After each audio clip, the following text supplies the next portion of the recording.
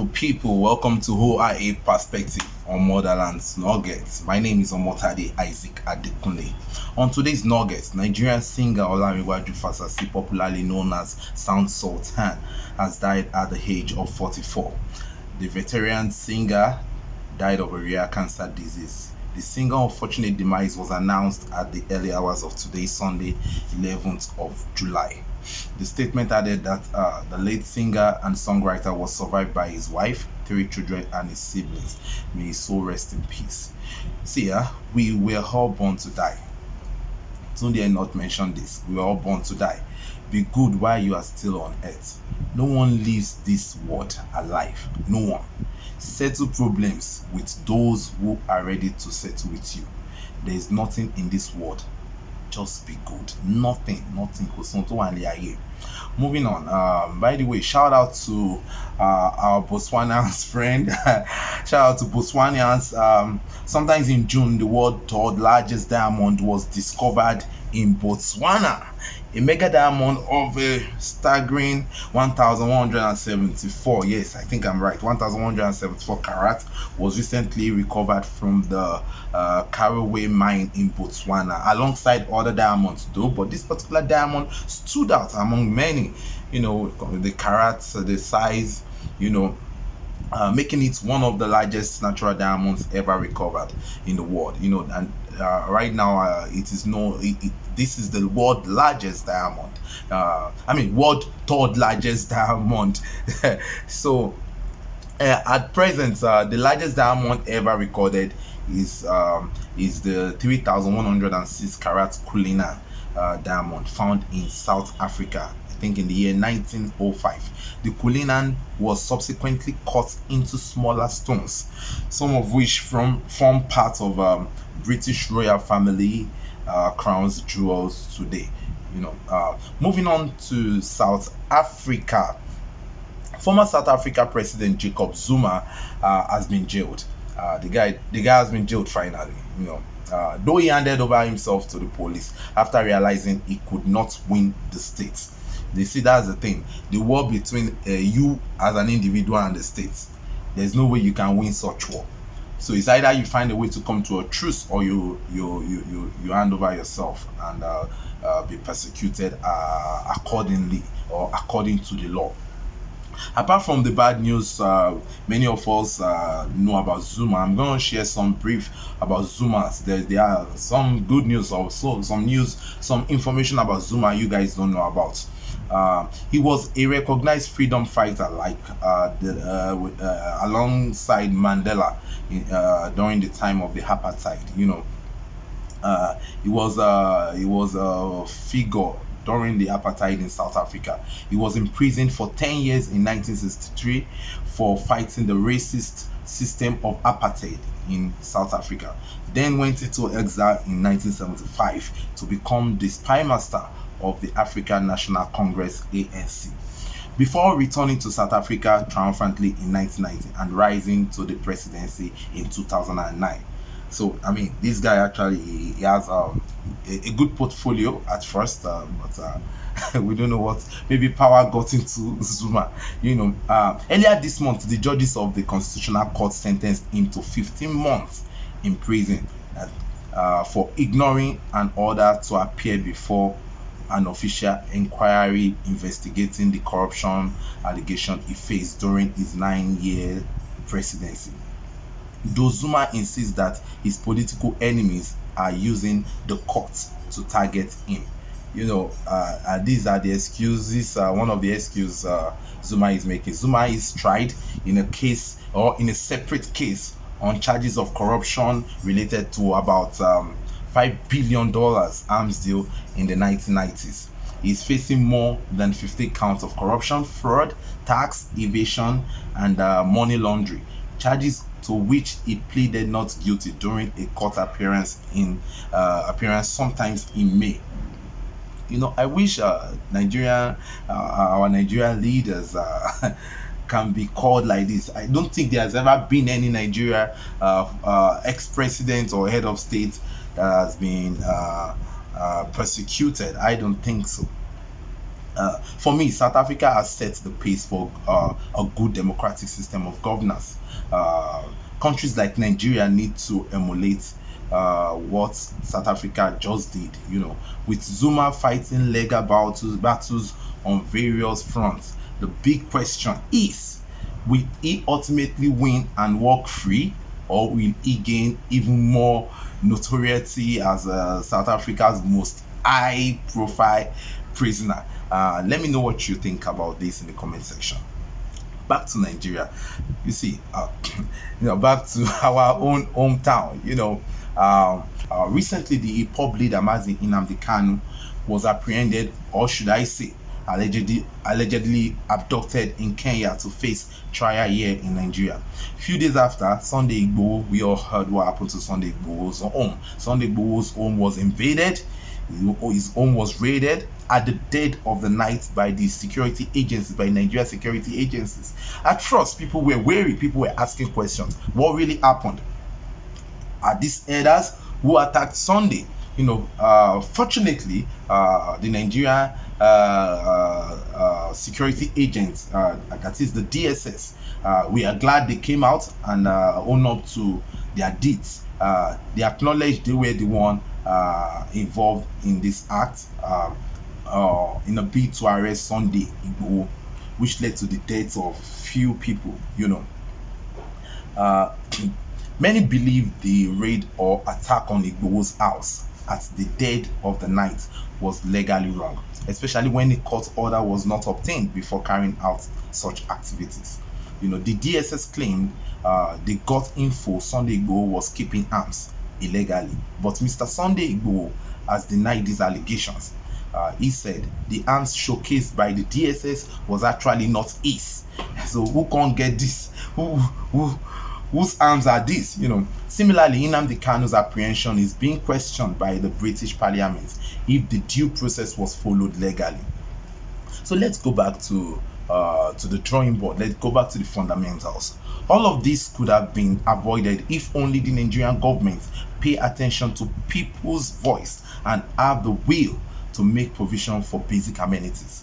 Insecurity has become the order of the day. Scores of people are dying daily across the federation due to hunger, depression, and insecurity. These are the primary duties of a government that ought to be addressed. But the Nigerian state has refused to prioritize their duty. Instead, they go after those seeking a better Nigeria as the enemy of the state, like in the case of NSAS.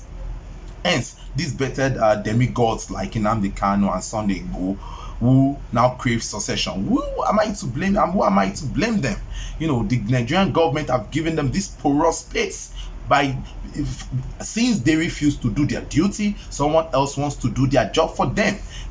Legitimacy is nothing to write home about anymore. Illegality has become the order of the day. Even the Nigerian state does not obey its own constitution. They've systematically devised ways of using illegality to achieve legality. As of today, no law in Nigeria, gave anyone the right to invade an individual home in the dead of the night without a warrant or court order, especially when no legal confirmation if there was a crime committed. So this got people worried. This got people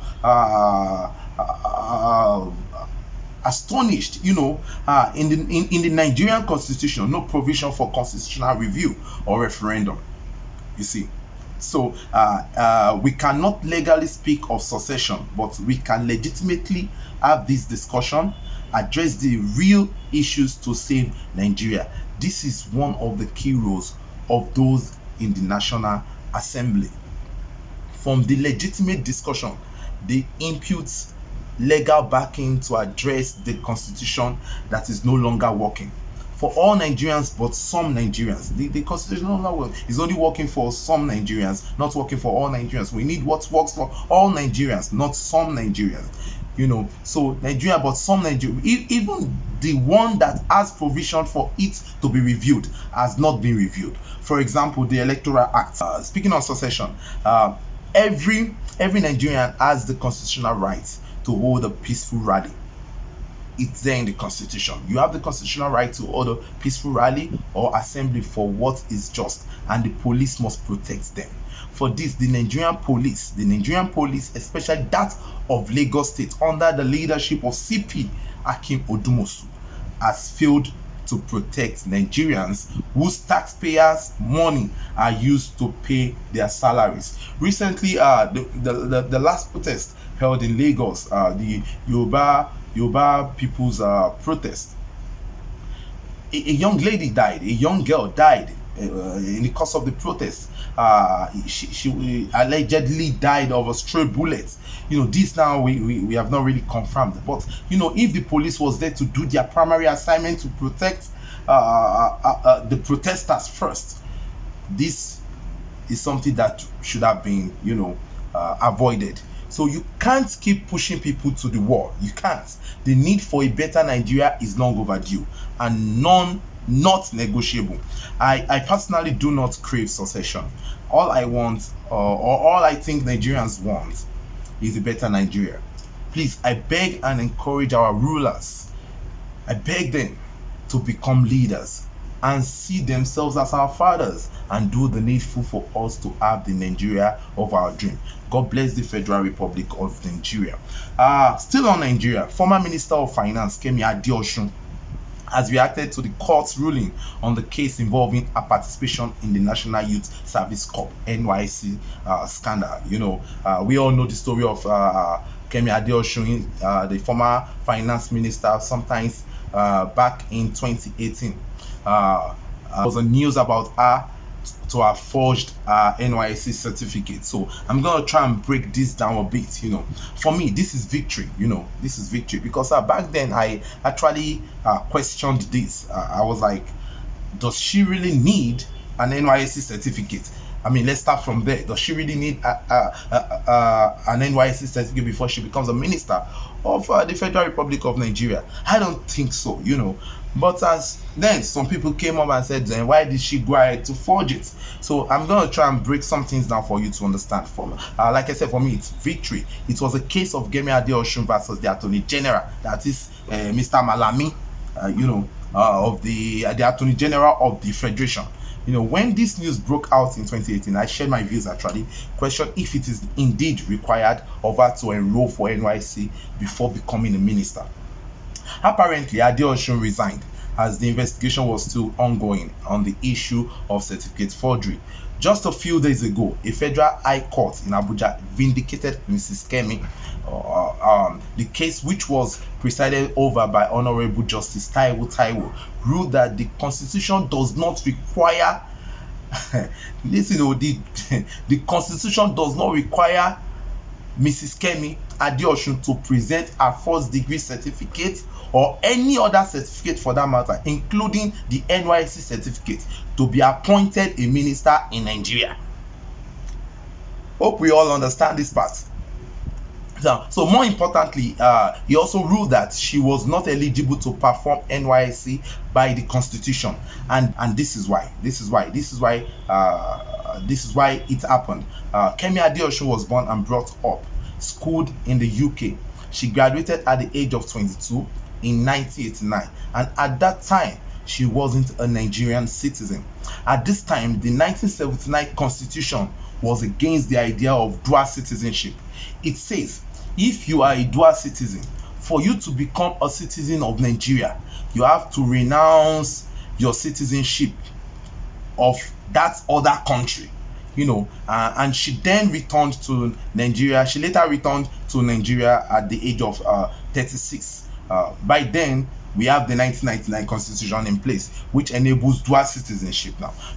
So, but then the NYSC Act says if you are not eligible to participate in the scheme and you did, then you are liable for 1 year imprisonment. So we won't expect Mrs. Adeosun to enroll for NYSC at the age of 36, because once you are above 30, you are not entitled to enroll for NYSC. Hence, she was vindicated. But come to think of this, how come a whole Attorney General of the Federation, in person of Mr. Malami, does not know this? Once again, this is OIA perspective. Kindly share your views on the recent happenings in motherland, Africa, and across the globe. This is Motherland Nuggets. Till I see you again, keep the fire burning.